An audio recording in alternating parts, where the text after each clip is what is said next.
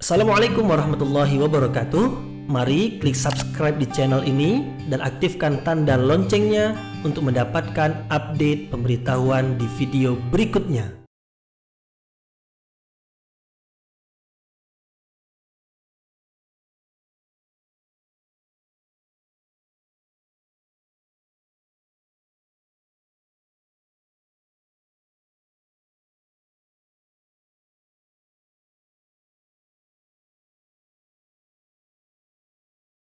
A'udzu billahi minasyaitonir rajim. Bismillahirrahmanirrahim. Assalamualaikum warahmatullahi wabarakatuh.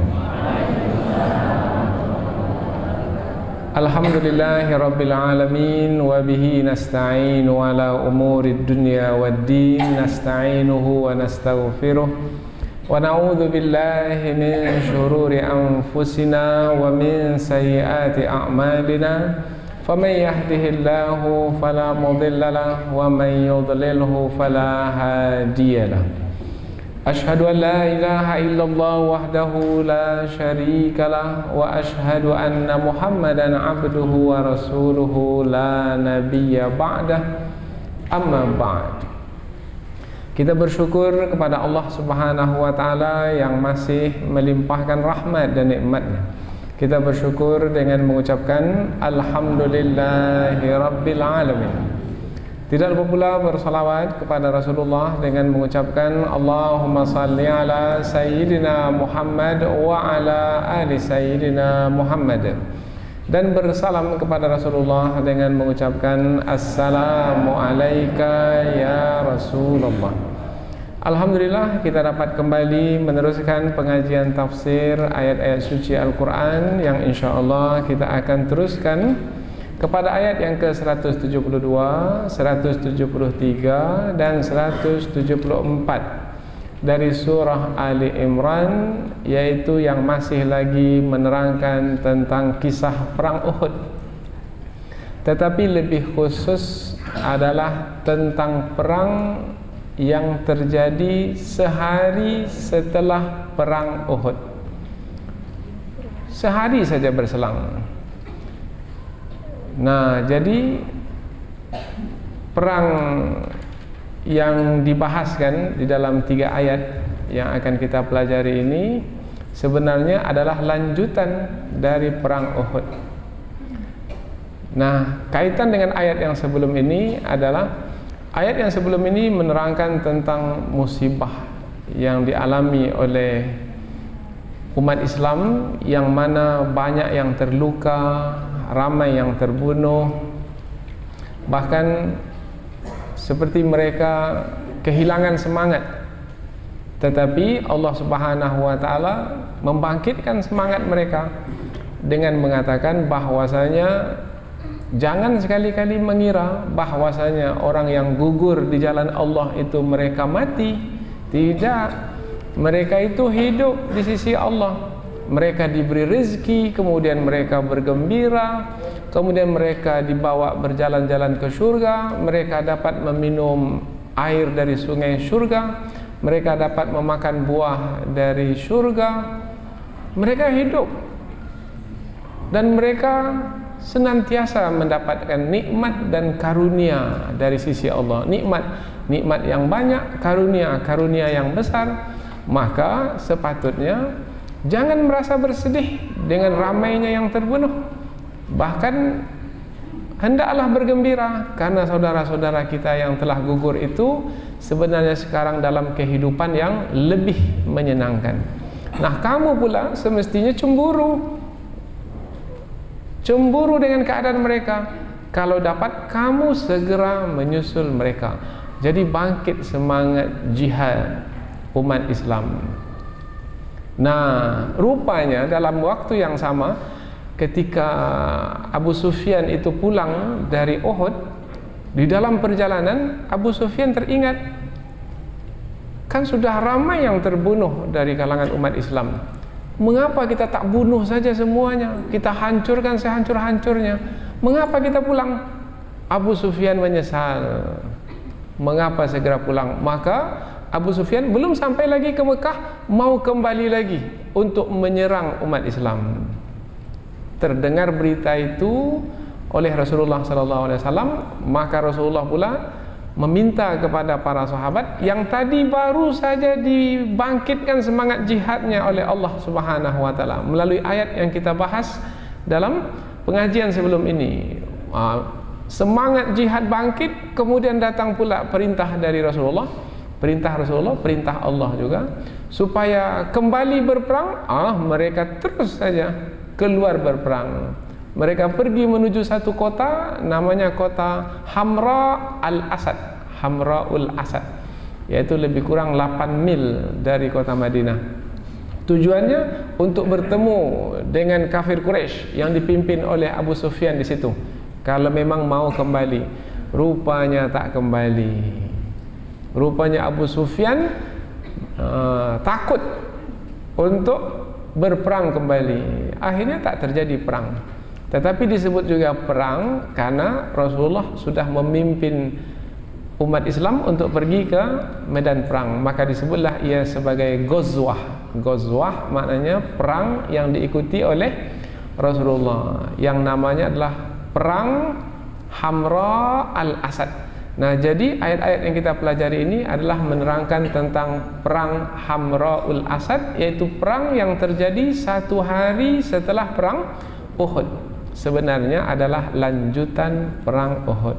Jadi ada kaitan dengan ayat sebelum ini, nampak sekali kaitannya.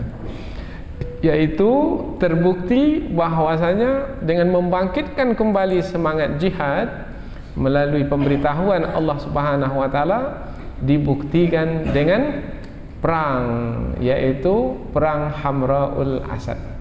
Nah, ini membuktikan bahwasanya masih lagi ramai dari kalangan umat Islam itu yang tetap di dalam keimanan mereka. Bahkan keimanan mereka sangat luar biasa. Ini akan dapat kita lihat melalui ayat-ayat yang kita pelajari nanti, yaitu iman mereka menjadi bertambah, kemudian ketergantungan mereka kepada Allah menjadi lebih kuat.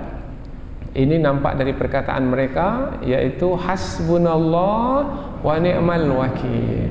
Nah, ini perkataan yang sepatutnya dijadikan zikir, dan nanti insyaAllah kita akan tafsirkan perkataan ini. Inilah dia 3 ayat yang akan kita pelajari. Mudah-mudahan akan ada manfaatnya insyaAllah. Allah Subhanahu wa taala berfirman, A'udzu billahi minasyaitonir rajim. Alladzina istajabu lillahi war rasuli min ba'di ma asabahumul qarh lilladzina ahsanu minhum wattaqau ajrun azim. Alladzina qala lahumun nas innan nasa qad jama'u lakum fakhshawhum fazadahum imanan wa qalu hasbunallahu wa ni'mal wakil. Fanqalabu bi ni'matin minallahi wa fadlin lam yamsashum su' wattaba'u ridwanallah wallahu dzu fadlin azim. Allah berfirman, alladzina istajabu, orang-orang yang mentaati lillahi, perintah Allah, war rasuli, dan juga perintah rasulnya, min ba'di, setelah ma asabahumul qarh, luka itu mengena mereka. Nah, ini terjemahan yang lebih baik karena kita memperhatikan kedudukannya di dalam kalimat. Ada yang menerjemahkannya setelah mereka itu mendapatkan luka-luka. Maksudnya luka-luka dalam perang Uhud. Lilladzina ahsanu minhum, bagi orang-orang yang berbuat kebaikan di antara mereka, wattaqau, dan juga mereka itu bertakwa, ajrun azim, disediakan untuk mereka pahala yang besar.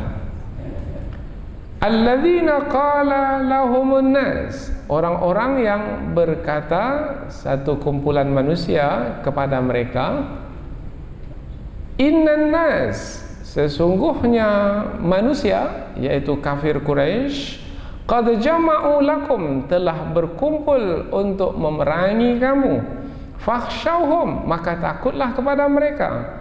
Fazadahum imana, akan tetapi iman mereka menjadi bertambah. Bukannya mereka takut, tapi iman mereka bertambah. Wa qalu, dan mereka berkata, hasbunallah, cukuplah Allah bagi kami. Wa ni'mal wakil, dan Allah adalah sebaik-baik yang diserahkan urusan kepadanya.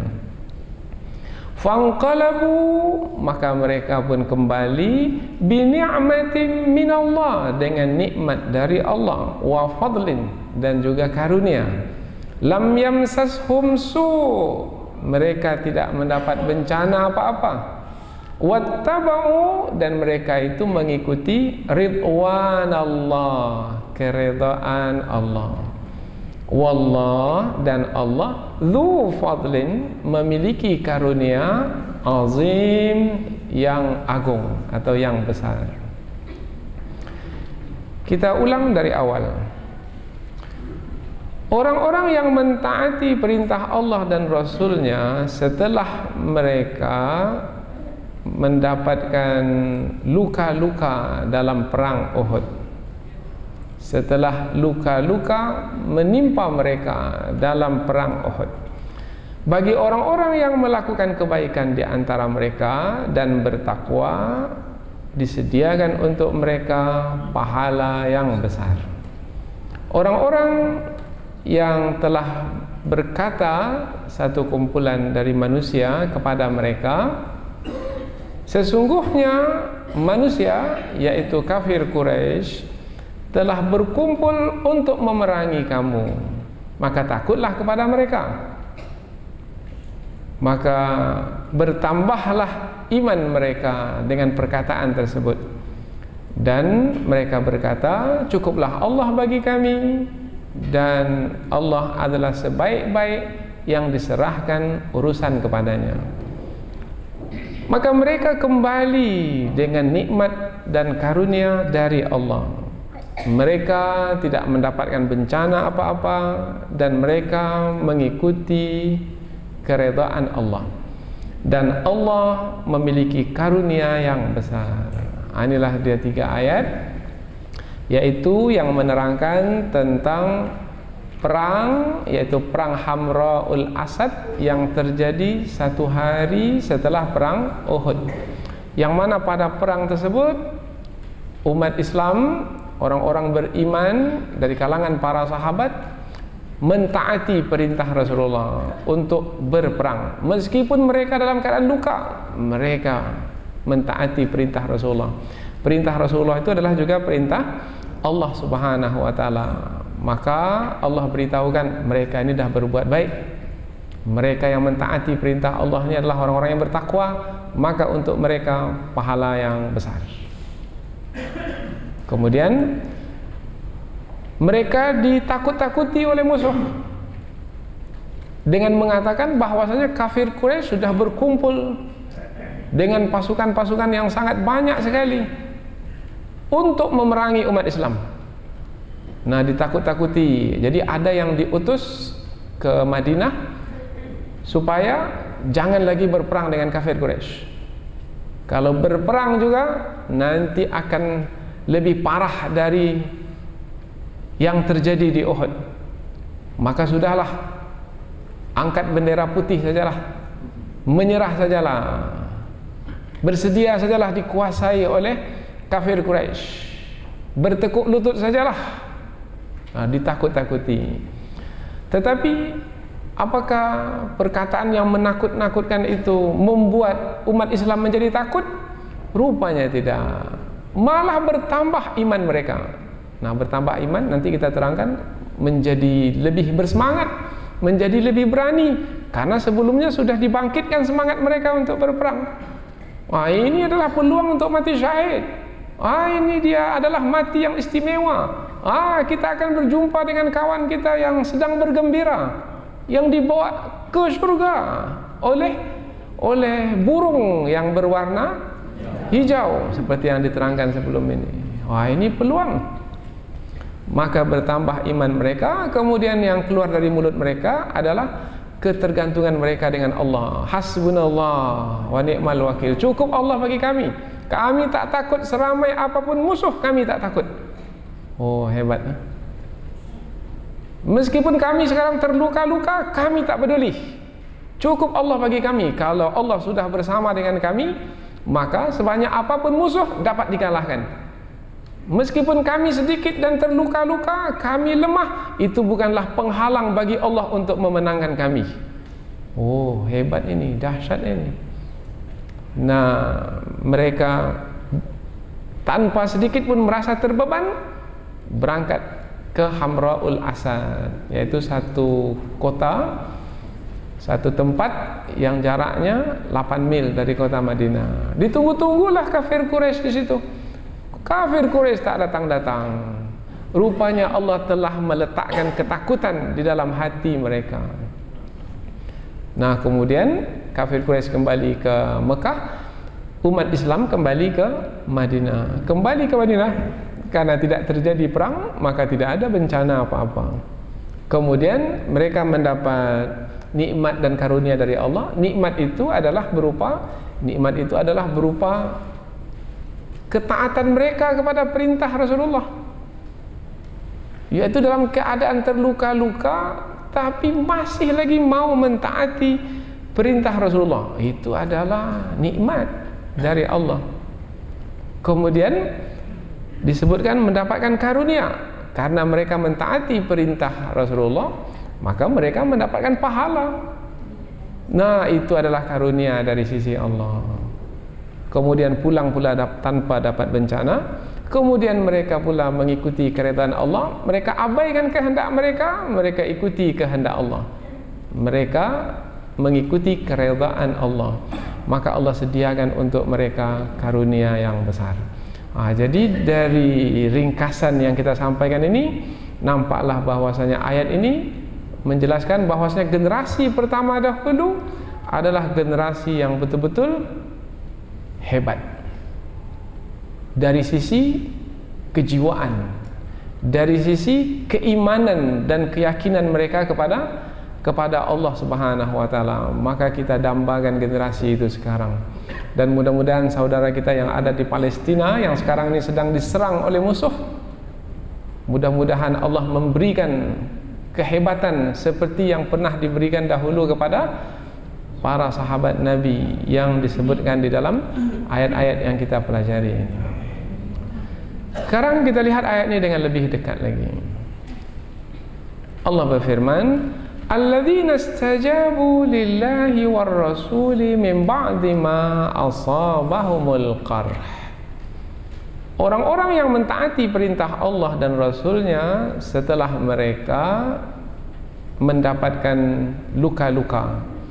Setelah mereka mendapatkan luka-luka, bermakna ayat ini memberikan isyarat bahwasanya yang dimaksudkan adalah para sahabat Nabi yang terluka dalam perang Uhud. Tadi sudah kita sebutkan. Yang mana mereka yang mentaati perintah Allah dan Rasul, perintah Allah dan Rasul yang dimaksudkan adalah untuk kembali berperang. Sebenarnya yang mereka dengar itu adalah perintah Rasulullah, karena disebutkan di dalam tafsir-tafsir bahwasanya baru saja 1 hari berselang sudah ada seruan untuk kembali berperang. Nah, seruan untuk kembali berperang itu adalah datang dari Rasulullah SAW. Kemudian mereka mentaati perintah Rasul untuk pergi berperang. Tapi ingat, mengapa dalam ayat ini disebutkan mentaati perintah Allah dan Rasul? Karena sebenarnya perintah Rasulullah itu adalah juga perintah Allah Subhanahu wa taala. Karena Rasulullah itu tidaklah menyampaikan perintah dari diri baginda sendiri, tidak. Rasulullah itu menyampaikan perintah adalah dari Allah, karena yang Rasulullah terima adalah wahyu. Yang Rasulullah sampaikan adalah wahyu. Wa ma yantiqu 'anil hawa in huwa illa wahyu yuha. Tidaklah yang Nabi sabdakan melainkan adalah wahyu yang diwahyukan. Maka disebutlah dalam ayat ini mereka mentaati perintah Allah dan Rasulullah. Jadi ketaatan kepada Allah dan Rasul. Jadi pada hari ini juga kalau kita umpamanya mendapatkan hadis-hadis Rasulullah, di dalamnya ada perintah-perintah yang disampaikan oleh Rasulullah, maka sebenarnya ia adalah juga perintah Allah Subhanahu wa taala. Jadi jangan difahami perintah Rasulullah saja, tidak. Sebab Rasulullah memerintah dengan perintah Allah Subhanahu wa taala. Jadi kesatuan. Wa may yuti'ir rasula faqad ata'a Allah. Barang siapa yang mentaati Rasul, maka sebenarnya dia adalah juga mentaati Allah Subhanahu wa taala. Ini maksud ayat mentaati Allah dan Rasul. Alladzina istajabu lillahi war Rasul. Orang-orang yang mentaati perintah Allah dan Rasul. Di dalam ayat ini sebenarnya kata istajabu itu maknanya bukan mentaati sebenarnya. Karena kata mentaati itu adalah ata'u, umpamanya taat. Sebenarnya makna istajabu ini sama dengan makna ajabu dari kata jawab. Maknanya menjawab. Menjawab. Kalau disebut menjawab bermakna Allah menyeru atau Rasulullah menyeru, kemudian mereka menjawab seruan tersebut. Jadi kata istajabu tersebut maknanya adalah menjawab. Tetapi karena seruan itu berupa perintah, maka digunakanlah kata yang lebih sesuai dalam terjemahan, yaitu kalau perintah. Nah, kalau ada perintah dari Allah, maka bermakna taat kepada perintah tersebut. Maka digunakanlah kata mentaati. Padahal sebenarnya dari sisi bahasa makna istajabu adalah menjawab. Tapi ada beda antara istajabu dengan ajabu. Kedua-duanya dalam bahasa kita maknanya menjawab. Apa bedanya? Kalau ajabu menjawab dengan senang, ataupun menjawab dengan berat hati. Ada menjawab dengan sukacita, ada menjawab dengan berat hati. Ada mentaati dengan sukacita, ada mentaati dengan senang hati. Kalau anak-anak yang berat siku, apa berat siku ini? Anak-anak yang malas, kalau ayah ibu memerintahkannya, bagaimana dia menjawab? Nak, pergi ke kedai, beli barang ini. Maka dia akan menjawabnya dengan berat hati sekali. Berat. Untuk makna menjawab baik itu berat ataupun ringan, dengan sukacita ataupun dengan terpaksa, adalah kata ajabu. Tetapi kata istajabu dalam ayat ini digunakan istajabu. Ini menjawab dengan sukacita, menjawab dengan senang hati. Kalau menjawab dengan senang hati bagaimana? Terbeban. Merasa ringan. Jadi Allah menggunakan kata istajabu dalam ayat ini karena mereka mentaati perintah Allah dan Rasul untuk pergi berperang kembali dengan sukacita. Meskipun mereka dalam keadaan terluka dan jumlah mereka sekarang sangat sedikit, tetapi mereka pergi dengan sukacita. Hebat tak ya seperti ini? Hebat sekali ini. Kalau kita lah baru saja pulang, baru semalam pulang perang, terluka-luka. Kemudian kata luka dalam ayat ini Allah tidak menyebutkan dengan kata al-jarah, tidak, dengan kata al-qarh. Ada beda antara al-jarah dengan al-qarh. Al-qarh ini adalah al-jarah asy-syadidah, yaitu luka yang berat. Luka yang berat mungkin tusukan pedang yang sampai ke daging dan tulang. Kalau hanya luka umpamanya tergores, itu luka kecil. Ini ada yang kakinya tertusuk oleh panah umpamanya. Kemudian ada yang patah tulangnya. Itu disebut al-qarh, yaitu luka yang sangat berat. Kalau kita lah baru semalam pulang perang dan luka berat sekali, banyak tusukan pedang, 1 hari mungkin luka itu sudah hilang? Belum lagi, pedihnya masih terasa. Tiba-tiba sekarang terdengar pula ada seruan untuk berperang kembali. Agaknya pergi lagi atau tidak?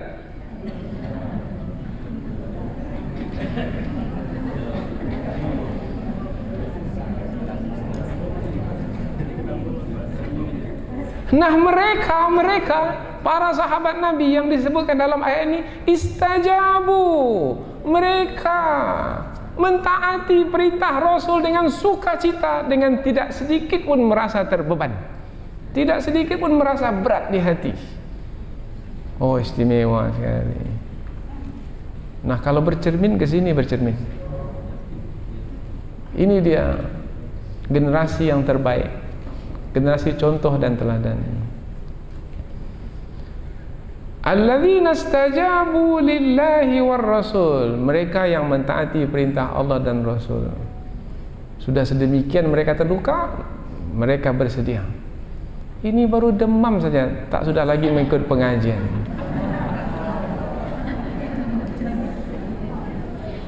Demam saja masih bisa berjalan. Sudahlah, malam ini istirahat sajalah. Allahu Akbar. Itu makna istajabu. Jadi istajabu dia berbeda dengan ajabu.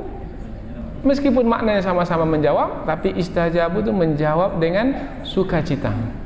Maka Allah, apabila kita berdoa kepada Allah, Allah akan menjawab doa kita itu, memperkenankan doa kita itu dengan sukacita.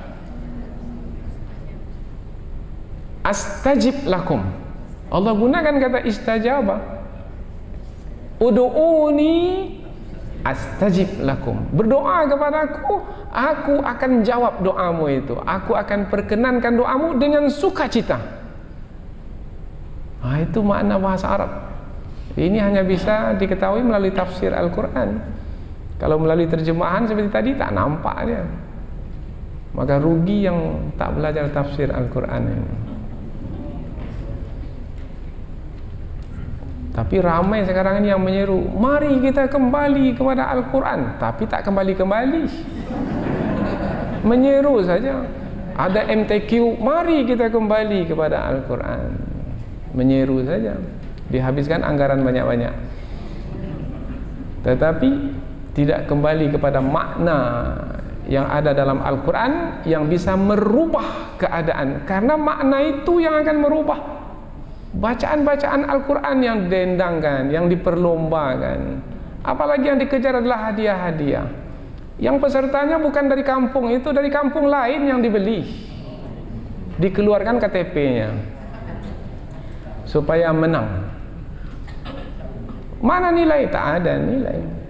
Bukan kita tak bersetuju dengan mensyiarkan agama Islam melalui bacaan Al-Quran, tetapi kita bersedih hati apabila nilai utama dari Al-Quran adalah kandungannya, itu yang diabaikan. Semestinya anggaran sebanyak itu dimanfaatkan untuk pengajian-pengajian tafsir sehingga bisa merubah karakter bangsa ini. Karena sekarang ini sudah pudar disebabkan karena kepentingan dunia dan mengikuti kehendak hawa nafsu.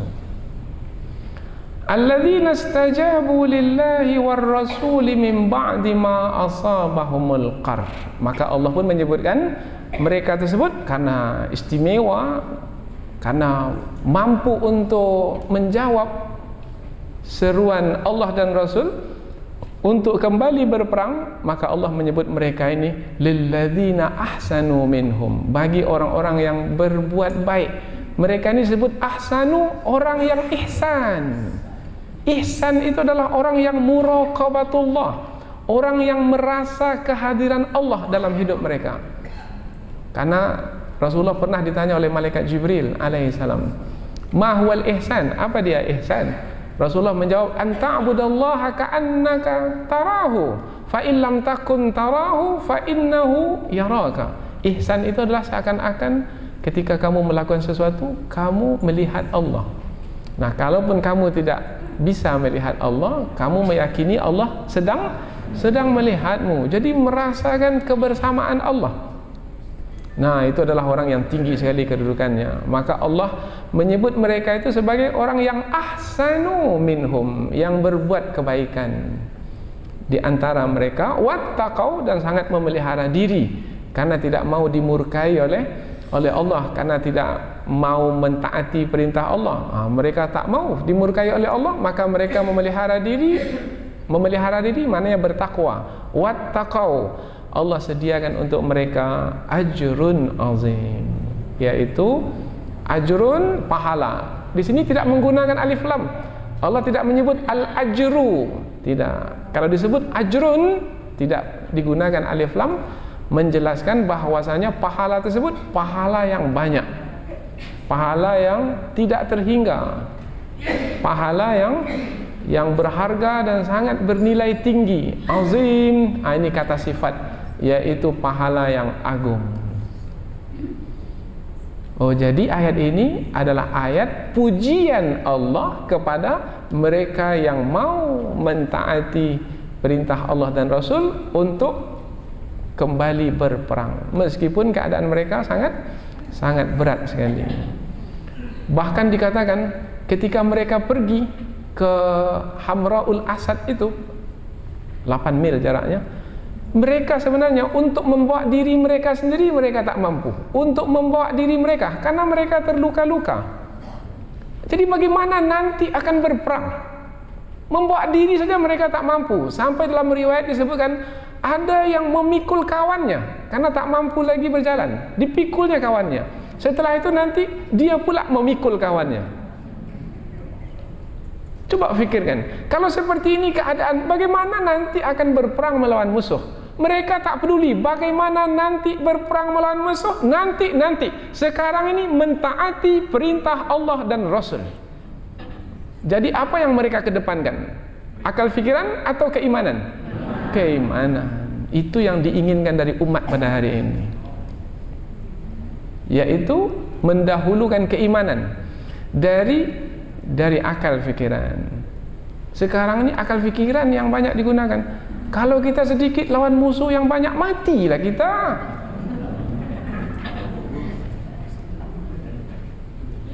Karena dia menggunakan akal fikiran. Tidak akan mati. Maka orang-orang yang beriman tidak akan pernah bersedih dan tidak akan pernah berduka cita dalam melawan musuh, sehebat apapun musuh. Nah, itu sebenarnya yang mesti kita tanamkan pula dalam diri kita pada hari ini.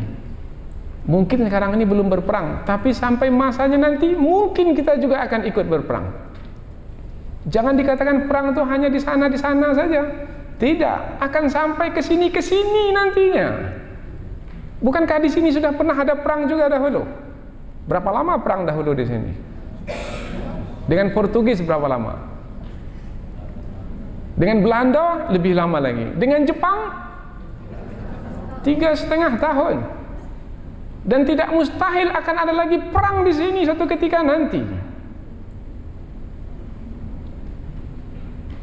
Nah, kalau tidak berbekal dari sekarang, mudah sekali kita disembelih nanti oleh musuh tanpa ada perlawanan.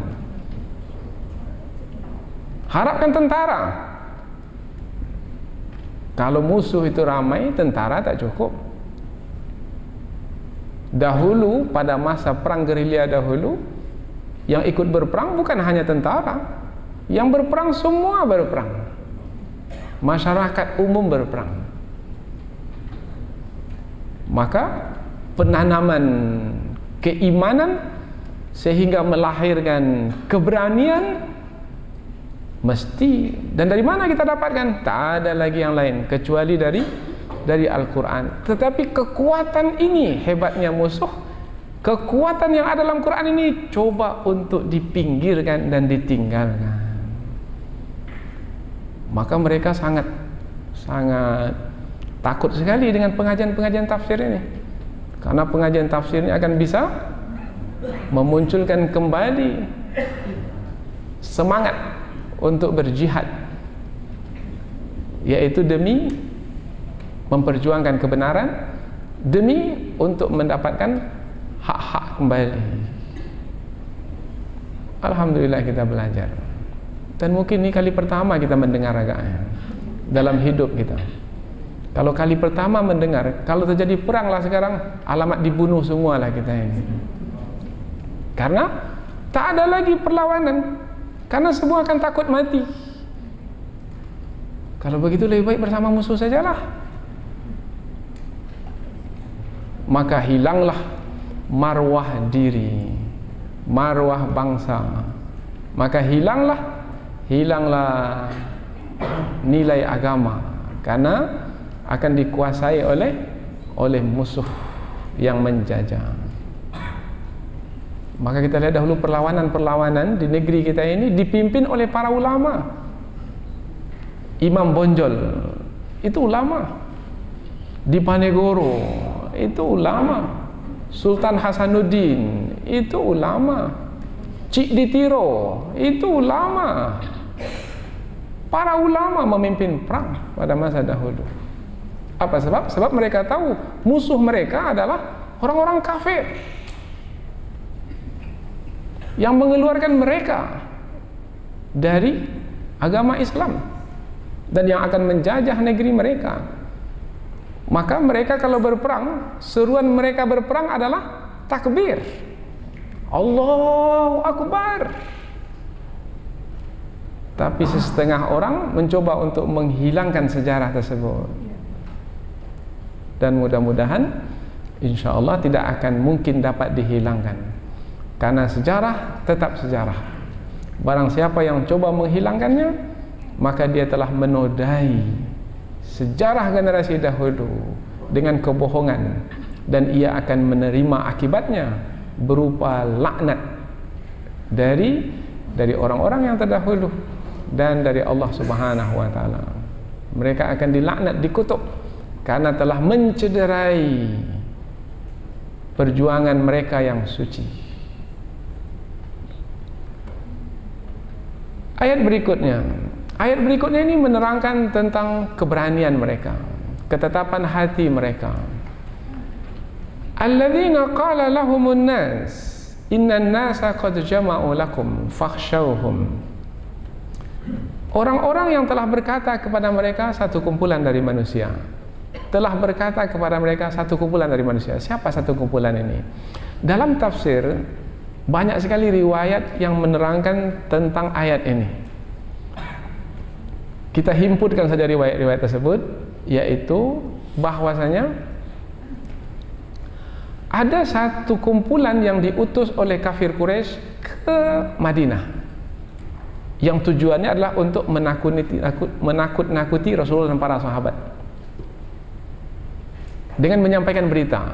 Apa beritanya? Berita satu kumpulan yang diutus oleh kafir Quraisy. Ada yang mengatakan bukan satu kumpulan, tapi satu orang saja. Jadi banyak riwayat. Tetapi ada yang diutus ke kota Madinah untuk menakut-nakuti Rasulullah dan para sahabat, yaitu dengan perkataan mereka, sekarang ini wahai Rasulullah dan orang-orang yang beriman, umat Islam di kota Madinah, sekarang ini di kota Mekah kafir Quraisy telah mengumpulkan pasukan yang banyak, lebih banyak dari yang dibawa ke Uhud. Maka takutlah kepada mereka. Kalau di Uhud saja kamu sudah ramai yang terbunuh, maka kalau sekarang ini kamu memerangi mereka, akan lebih ramai dari kamu yang terbunuh.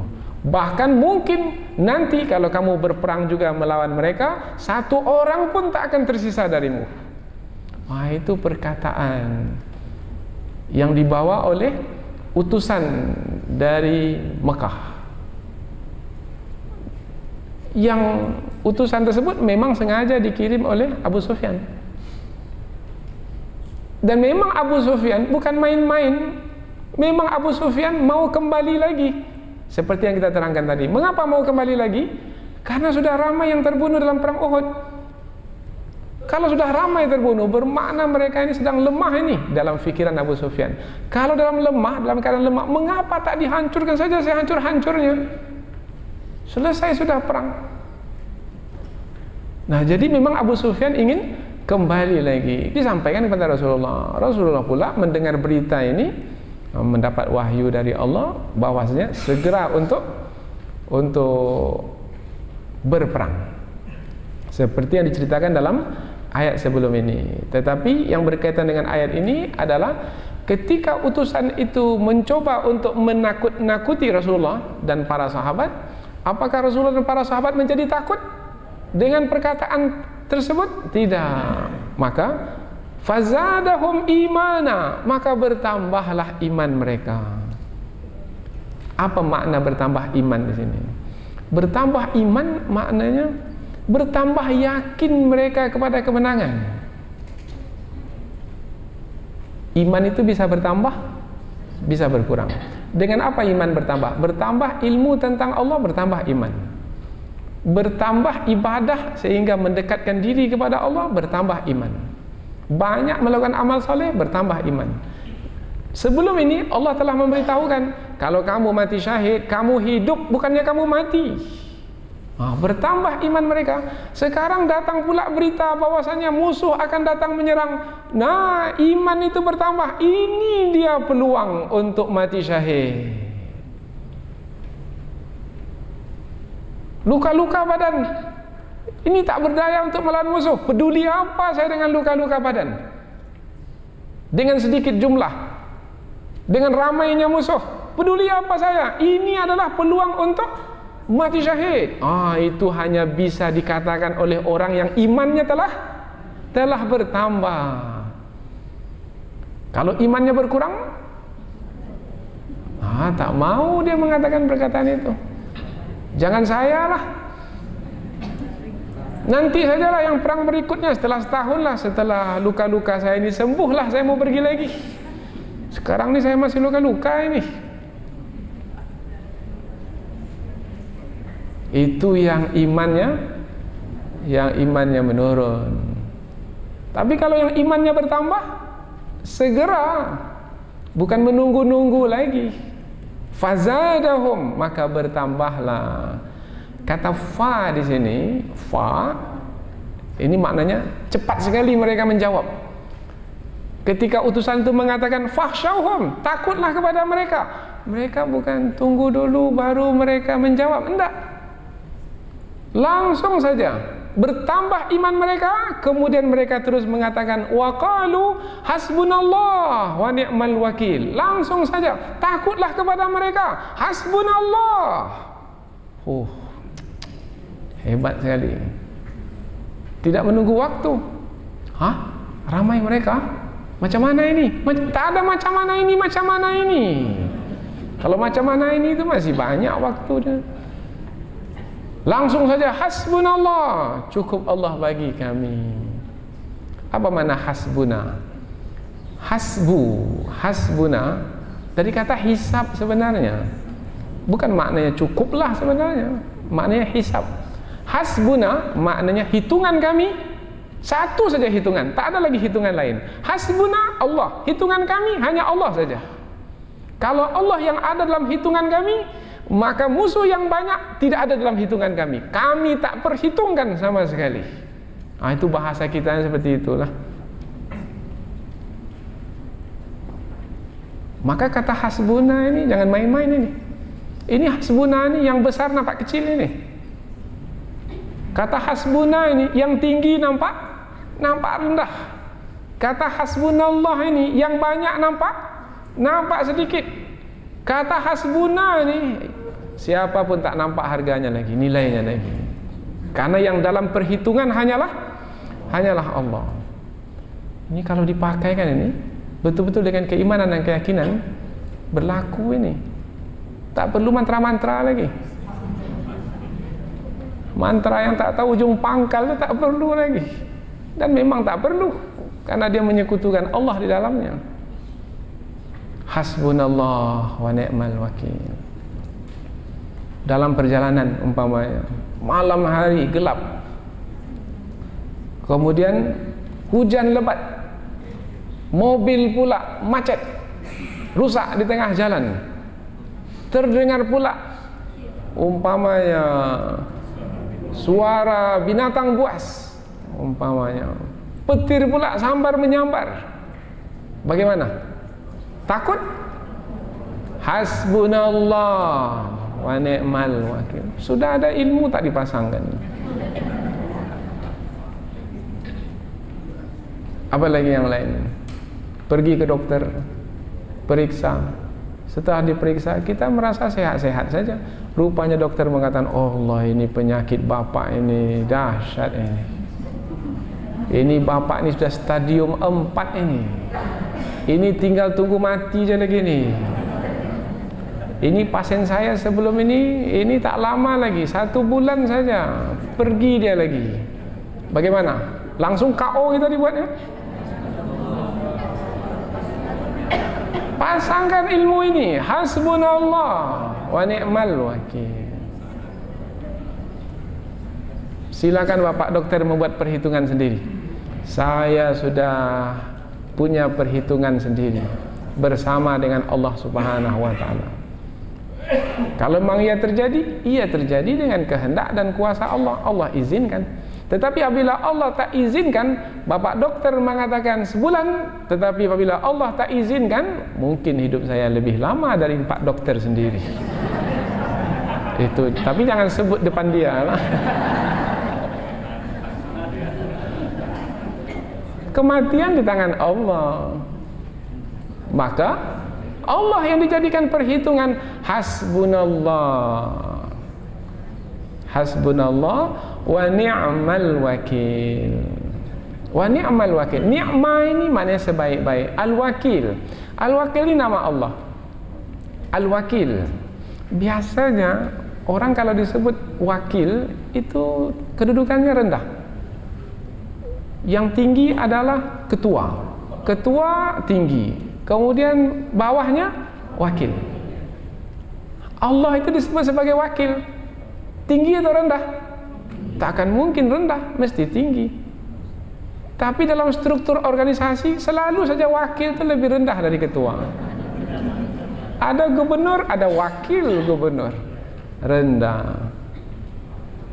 Tetapi Allah memiliki nama Al-Wakil, tapi jangan dikatakan rendah. Allah tinggi. Bagaimana cara memahaminya? Cara memahaminya adalah wakil itu maknanya yang diserahkan urusan, yang mana yang menyerahkan urusan itu tak mampu untuk menguruskannya sendiri, maka diserahkannya lah kepada wakil. Andai kan gubernur itu sakit dia, maka dia berhalangan, mampu dia menguruskan urusan negeri ini? Tak mampu. Siapa yang mampu menguruskannya? Wakil. Maka gubernur ini menyerahkan urusan yang dia tak mampu menguruskannya kepada yang mampu menguruskannya. Siapa yang mampu menguruskannya? Wakil. Maka ketika itu wakil adalah yang mampu menguruskan urusan. Mana yang lebih bagus? Wakil atau wakil gubernur, atau gubernur yang tak bisa menguruskan urusan?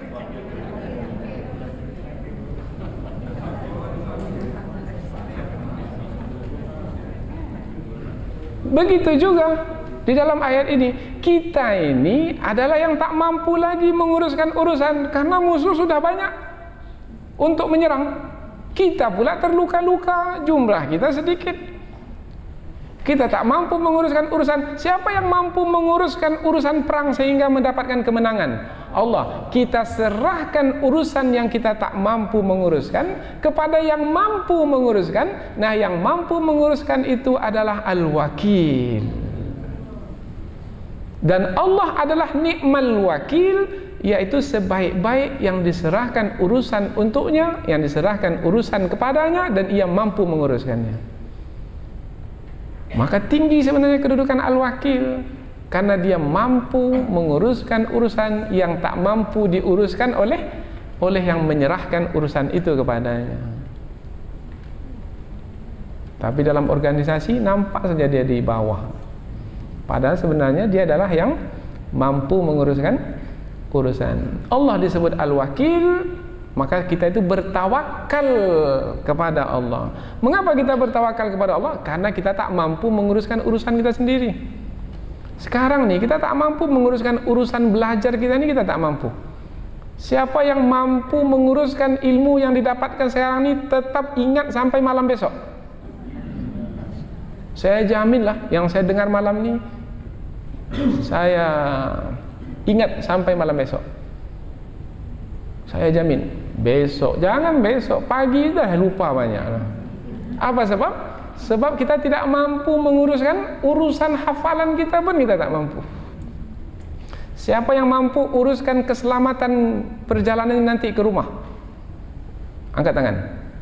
Saya jamin Ustaz, saya selamat sampai ke rumah nanti. Tak mampu. Karena kita tak mampu menguruskan keselamatan kita sendiri, maka kita pun berdoa ketika keluar dari rumah. Hasbunallah wa ni'mal wakil. Tawakkalna 'ala Allah. Boleh jadi keluar dari kelas ini ada 3 anak tangga itu saja. Tak nak kita anak tangga itu lagi. Dah jatuh patah kaki. Apa sebab? Sebab kita ini bukanlah yang mampu menguruskan urusan kita sendiri. Disitulah perlunya kebergantungan kepada Allah. Sekecil apapun, hasbunallah wa ni'mal wakil, apalagi yang besar-besar. Maka zikir ini sepatutnya kita amalkan ketika kita menjalani ujian dan musibah, apalagi ujian dan musibah itu adalah yang besar dan yang berat kita jalani. Hasbunallah wa ni'mal wakil. Ada kalanya ditambah ni'mal maula wa ni'man nasir.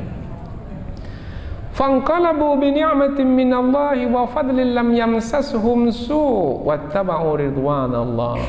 Karena tak terjadi perang, karena Abu Sufyan dan kafir Quraisy dikuasai oleh rasa takut mereka sendiri, mereka kembali ke Mekah. Maka umat Islam tak jadi berperang. Tak jadi berperang, maka mereka pun fanqalabu, mereka kembali ke Madinah bi ni'matin minallah, dengan nikmat dari Allah. Nikmat apa? Sudah kita terangkan tadi, yaitu nikmat berhasil mentaati perintah Allah dan Rasul. Wah, itu nikmat itu.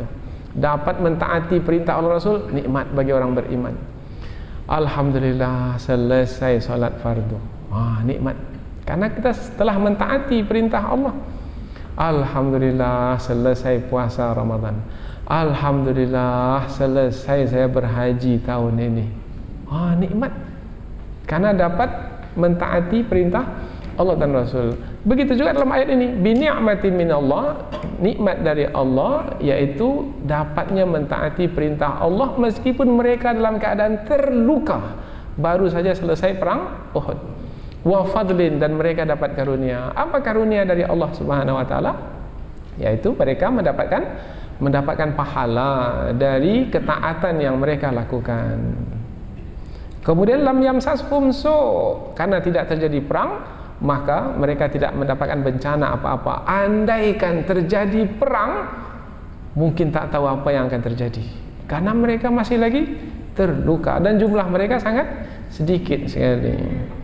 Wattaba'u ridwanallah, mereka ini tetap mengikuti keredaan Allah Subhanahu wa taala. Yang menjadi pertimbangan adalah apa yang Allah kehendaki, bukan apa yang mereka kehendaki. Redha itu maknanya adalah menyamakan kehendak kita dengan kehendak Allah. Itu makna redha. Mengikuti keredaan Allah maknanya menyamakan kehendak kita dengan kehendak Allah. Kita sakit umpamanya, redha. Kalau memang ia penyakit ini adalah yang Allah kehendaki, hamba terima ya Allah. Itu namanya redha. Dipanggil ahli keluarganya yang paling ia cintai oleh Allah Subhanahu wa taala, itu adalah kehendak Allah, ia redha. Kalau memang itu adalah kehendakmu ya Allah, hamba redha. Hamba samakan kehendak hamba dengan kehendakmu ya Allah. Nah, orang yang seperti ini Allah berikan untuk mereka karunia yang besar. Di penghujung ayat Allah memberitahukan wallahu, dan Allah dzu fadlin, memiliki karunia azim yang besar. Pemberitahuan ini untuk apa tujuannya? Untuk kamu, wahai orang-orang yang istimewa, karena kamu berhasil mentaati Allah dan Rasulnya meskipun dalam keadaan berat sedemikian rupa, tapi kamu mentaati dengan penuh kesukaan, maka untukmu karunia yang besar. Mudah-mudahan ketiga ayat ini menjadikan pengajaran yang amat berguna bagi diri kita, dan mudah-mudahan insya Allah kita tidak akan berputus asa. Apalagi sekarang ini saudara-saudara kita tengah diuji oleh Allah dengan musibah yang berat. yaitu musuh yang begitu kejam dan buas, memerangi mereka dari segala arah. Anak-anak kecil mereka dibunuh, dan jelas ini adalah perkara yang amat berat bagi mereka. Tetapi insya Allah melalui ayat-ayat ini yang mereka fahami, mereka insya Allah adalah orang-orang yang mampu untuk bertahan dalam keimanan dan menghadapi musuh mereka, dan itulah yang menghantarkan mereka pada akhirnya kepada kemenangan. Subhanakallahumma wa bihamdika asyhadu an la ilaha illa anta wa astaghfiruka wa atubu ilaihi. Wassalamualaikum warahmatullahi wabarakatuh.